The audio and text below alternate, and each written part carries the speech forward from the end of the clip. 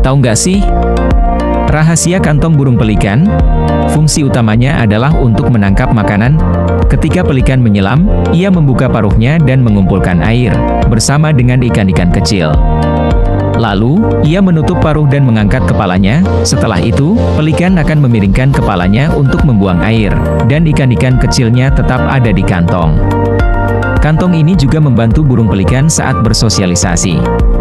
Mereka menggunakan gerakan dan warna kantong untuk berkomunikasi dengan sesama. Tetap ikuti channel ini, untuk fakta menarik lainnya. Kira-kira fakta apa lagi yang ingin kalian ketahui? Jangan lupa like, komen dan subscribe.